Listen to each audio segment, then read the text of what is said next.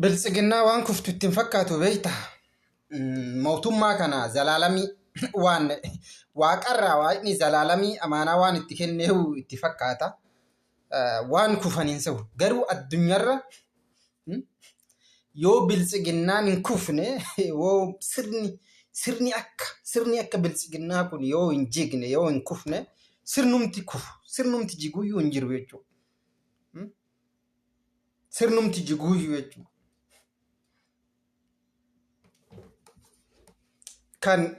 Kan nyaatee immoo dhiyootti nyaatee isin gombisu uummata tuffattan kan argite uummata homaa hin fakkaanne kan uummata homaa hin fakkaanne jechuudha. Nama isinitti hin fakkaanne kan uummata miskiina kana isuma kanatu nyaatee isin dhabamsiisuuf ta'a.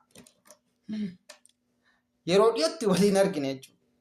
Uummata miskiina humna takka homaa hin qabne ka amma argitee isin tuffattan ka akka argitanitti itti taphattan isuma kanatu nyaatee isin balleessa.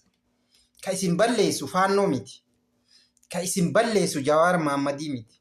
Ka isin balleessu Marroo Dirribaatii miti. Uummata miskiintitti biyya Arabaatti gabra ta'ee gabrummaadhaan biyya Arabaa dhaqee kushinaa Arabaa dhiqee umrii isaa fixatee biyyatti mana ijaarrate.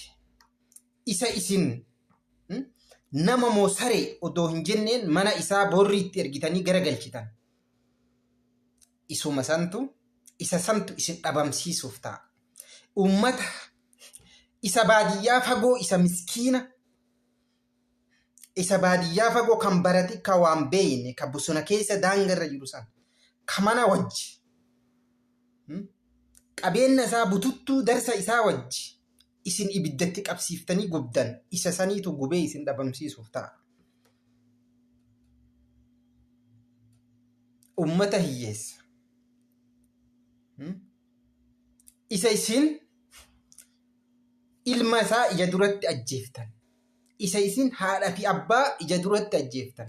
Isa isin ajjeeftanii bishaanitti darbaa jirtan san kan lagatti gattan. Kan maatiin waggaa 4-5 eessa jiraa isaan beeyne mana hidhaatii baaftanii ajjeeftanii darbitan.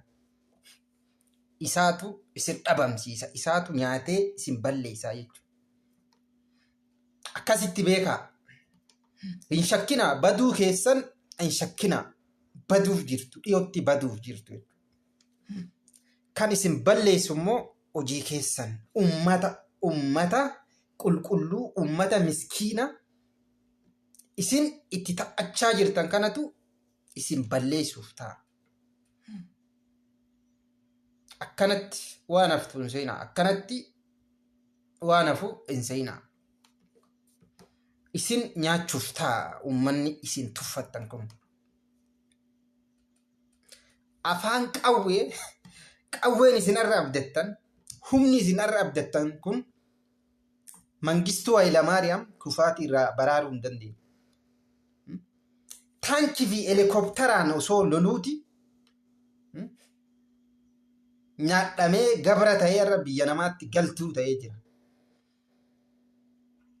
Humni isin abdattan waraanni isin irra abdattan kun wayyaanee badii irraa hambisuu hin dandeenye jechuudha.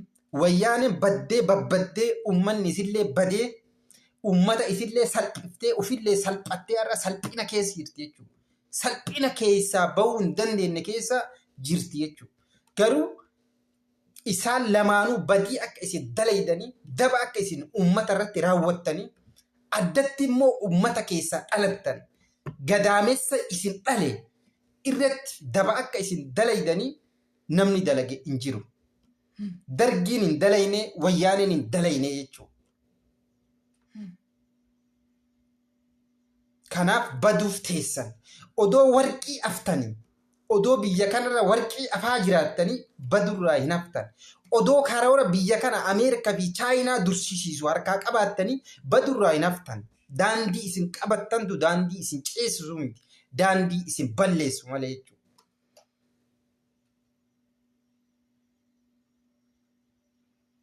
Odoo magaalaa uffiftanii magaalaan isin bulchitan warqii osoo fakkaatte jannata addunyaa odoo kan fakkaattu taate badirraa hin haftan.